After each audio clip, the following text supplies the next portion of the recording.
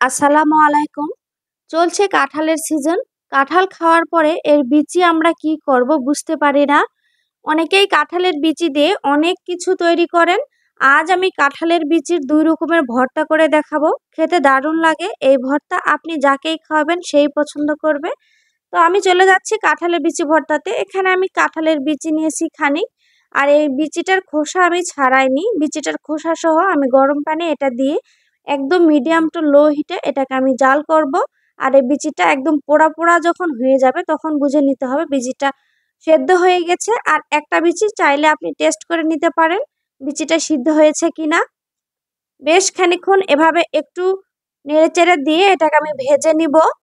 একপাশে কিছুক্ষণ রাখার পর আবার নাড়তে হবে, তাহলে ভালোভাবে একপাশে হওয়ার পরে আরেক পাশে নেড়ে দিবেন, তাহলে দুই পাশেই ভালোভাবে হয়ে যাবে। তো আমার বিচি ভাজা হয়ে গিয়েছে, আমি বিচিগুলোকে উঠিয়ে নিচ্ছি। তো আমি এখানে নিয়ে নিয়েছি লইটা শুটকি। লইটা শুটকিটা আমি ছোট করে কেটে পরিষ্কার করে নিয়েছি। আর এভাবে শুটকিটা একটু শুকনো খোলায় একটু টেলে নিব। শুটকিতে অনেক ধুলা ময়লা থাকে, এভাবে শুকনো অবস্থায় যদি আপনি একটু ভেজে নেন ধুলা ময়লাগুলো পড়ে যায়। একটু খানিকক্ষণ ভাজার পর আমি কড়াইয়ে একটু পানি দিয়ে দিলাম, এটা 5 মিনিট বয়ল করে নিব। খুব ভালো করে 5 মিনিট জাল করে নিলে শুটকি থেকে যে জীবাণুগুলো আছে সেগুলো চলে যায় এবং শুটকিটা ভালোভাবে সেদ্ধ হয়ে যায়। আর এদিকে কাঁঠালের বিচিটা আমার এভাবে ঠান্ডা হয়ে গিয়েছে আর খুব ভালোভাবে সেদ্ধ হয়েছে। আমি আপনাদের দেখিয়ে দিচ্ছি। এভাবে আমি সবগুলো বিচির খোসাটা ছাড়িয়ে নিব। গরম গরম অবস্থায় কাঁঠালের বিচির খোসা ছাড়াতে যাবেন না, তাহলে কিন্তু বিচি খুব ভালোভাবে সেদ্ধ হবে না। আপনি রেখে দিবেন। বিচিগুলো একদম ঠান্ডা হয়ে যাওয়ার পর আমি সবগুলো বিচির খোসা ছাড়িয়ে নিয়েছি। আর এখানে একটা কড়াইয়ে আমি একটু তেল দিয়ে দিচ্ছি, খুবই সামান্য পরিমাণ তেল দিয়েছি। আর এই যে বিচির খোসাগুলো ছাড়িয়েছি এই বিচিগুলো এখানে একটু ভেজে নিব।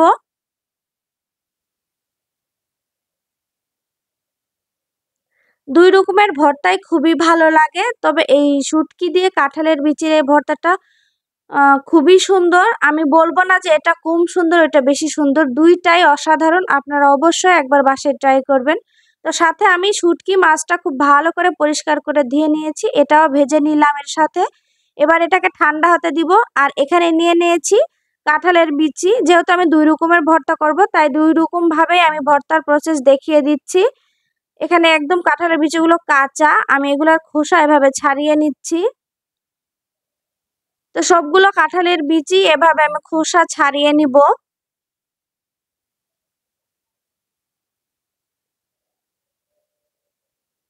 তো আমার সবগুলা খোসা ছাড়া হয়ে গিয়েছে। এবার আমি একটা ফ্রাই প্যানে সবগুলো বিচি দিয়ে দিচ্ছি।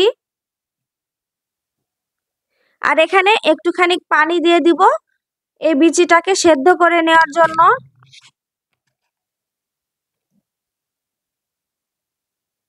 সাথে সামান্য একটু লবণ দিয়ে দিচ্ছি যেন দ্রুত সেদ্ধ হয়ে যায়। দিয়ে এবার আমি ঢাকনা দিয়ে দিচ্ছি এটা খুব ভালো করে জাল করে নেওয়ার জন্য। কিছুক্ষণ পর এটা আমি ঢাকনা উঠিয়ে একটু নেড়ে দিচ্ছি।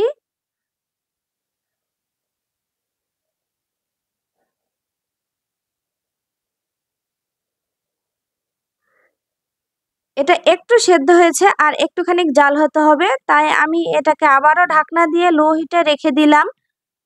বেশ খানিকক্ষণ পর এটার পানি যখন সবগুলো শুকিয়ে গিয়েছে আমি এটাকে ঢাকনা উঠিয়ে এখন দেখাচ্ছি আপনাদের। এটা বেশ সুন্দরভাবে পানি শুকিয়েছে এবং সেদ্ধ হয়েছে। এ পর্যায়ে আমি এটা কড়াই থেকে নেমে নিব আর এটাকেও ঠান্ডা হতে দিব। একটা কথা মনে রাখবেন, গরম গরম অবস্থাতে আপনি ভর্তা বানাতে যাবেন না, বিচিটাকে ঠান্ডা করে তারপরে ভর্তা করে নেবেন।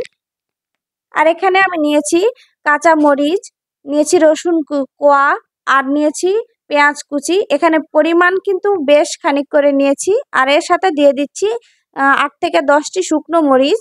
সবগুলো আমি কড়াইয়ে তেল দিয়ে তেলের উপরে এগুলো দিয়ে দিচ্ছি। এটাকে আমি মিডিয়াম হিটে খুব সুন্দর করে ব্রাউন কালার করে ভেজে নিব। তো আশা করছি আমার এই রেসিপি আপনাদের ভালো লেগেছে। রেসিপি ভালো লাগলে ভিডিওটিতে লাইক দিয়ে চ্যানেলটি সাবস্ক্রাইব করে দিয়ে নিয়মিত আমার পাশে থাকার অনুরোধ করছি। তো এভাবে অনবরত নাড়তে নাড়তে এটা খুব ভালোভাবে যখন ব্রাউন হয়ে আসবে সে পর্যায়ে আমি এটাকে উঠিয়ে নিব। আর এই কাঁঠালের বিচি ভর্তা কিন্তু খেতে খুবই মজার লাগে। আর এটা কিন্তু খুব সহজে নষ্ট হয়ে যায় না। এটা নর্মাল ফ্রিজে রেখে 2 দিনের মতো আপনি খেতে পারবেন। তো আমার এটা হয়ে গিয়েছে, আমি এগুলোকে উঠিয়ে নিচ্ছি। সবগুলো পেঁয়াজ রসুন আমার উঠিয়ে নেওয়া হয়ে গিয়েছে। খুব বেশি কিন্তু পুড়ে ফেলা যাবে না, মশলাগুলো হালকা ব্রাউন কালার হতে হবে আর একটু তেলের পরিমাণ বেশি দিতে হবে। তো আমি এখানে সেদ্ধ করে রাখা কাঁঠালের বিচি আমি প্রথমে দিয়ে দিচ্ছি। দিয়ে এটাকে এভাবে পাটার শিল দিয়ে আমি খুব ভালো করে এটাকে বাড়ি দিয়ে দিয়ে এভাবে ভেঙে নিব।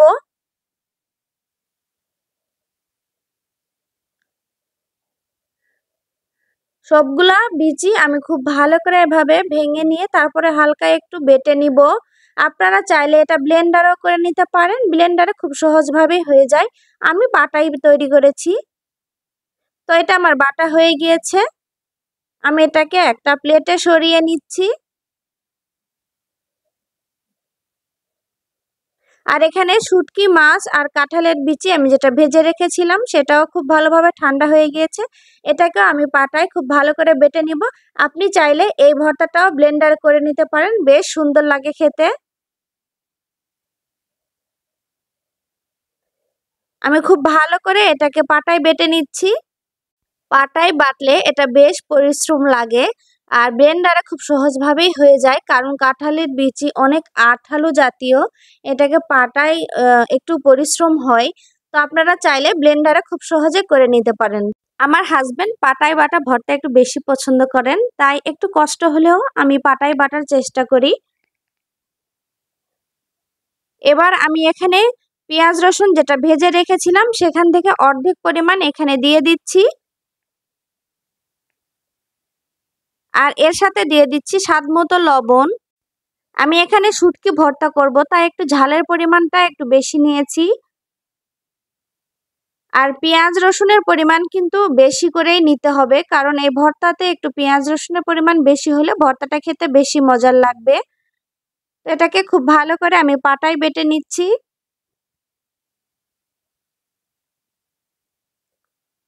আমার এটা পাটায় বাটা হয়ে গিয়েছে। এবার শুটকি মাছের যে ভর্তাটা এটাকে আমি এর সাথে দিয়ে দিচ্ছি।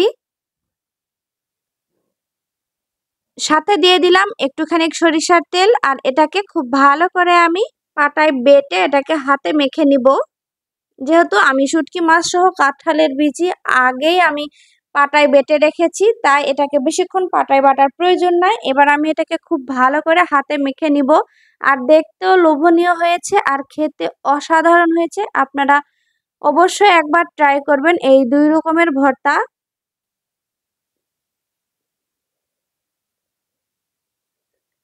তো তৈরি হয়ে গেল আমার শুটকি দিয়ে কাঁঠালের বিচি ভর্তা। খুবই মজাদার হয়েছে। তো এখানে যে কাঁঠালের বিচিটা আমি পানি দিয়ে সেদ্ধ করে নিয়েছিলাম সেই বিচির ভর্তাটা আমি করব। তার জন্য আমি এখানে পরিমাণ মতো পেঁয়াজ মরিচ নিয়েছি স্বাদ মতো লবণ নিয়ে এটাকে হাতে খুব সুন্দরভাবে আমি এভাবে মেখে নিব। সবগুলো পেঁয়াজ রসুন হাতে খুব ভালোভাবে মাখানো হয়ে গেলে আমি এর সাথে দিয়ে দিচ্ছি একটুখানি সরিষার তেল। দিয়ে এটাকে হাতে খুব সুন্দর করে মেখে নিব। খুবই সুন্দর লাগে এই 2 রকমের ভর্তায়, খেতে অসাধারণ। তো খুবই সহজভাবে এটা আপনাদের সাথে শেয়ার করলাম, আশা করছি আপনাদের ভালো লেগেছে। তো তৈরি হয়ে গেছে আমার 2 রকমেরই ভর্তা। তো আশা করছি আপনাদের ভালো লেগেছে। আজকের মতো বিদায় নিচ্ছি, দেখা হবে পরবর্তীতে। আল্লাহ হাফেজ।